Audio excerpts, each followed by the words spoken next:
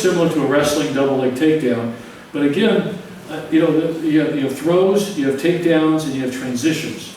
And this kind of could be all of three. You could get points for the throw, you're taking him to the ground certainly, but you're also finishing in a nice pinning movement here.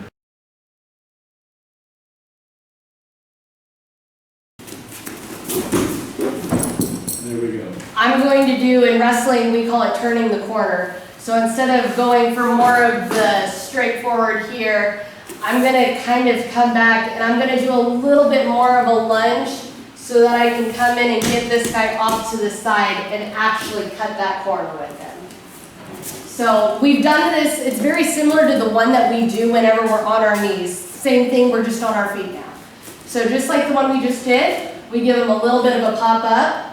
Now this one, instead of just going one big step in and then here, for me that's very awkward. It's something you guys can play around with. You might like it. Some of you guys with older knees, it might be easier for you. For me, even with my bad knees, I think it's easier to go ahead, pop up, get that full sweep in. So I'm not quite penetrating yet, but I'm just going to step at the top of the triangle, come down here, let that foot come up. Hand placement's still the same, but then when I come up, it'll be more to the side. Head is still going to be in his hip, and instead of going straight back, now I'm going to be chopping this leg as I'm kind of lifting this leg up.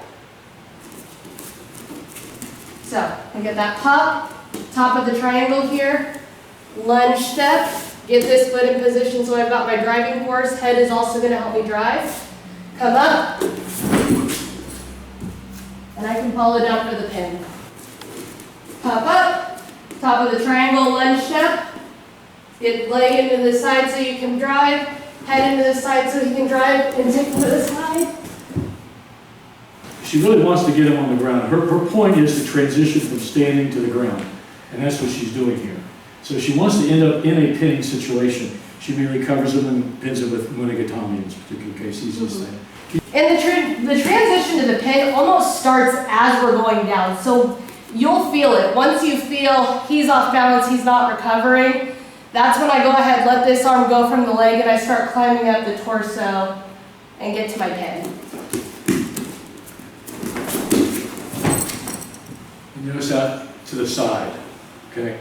And what it does, it really gets some good air time on him, but he hits pretty hard too. Yeah. And it puts you in a position to pin immediately.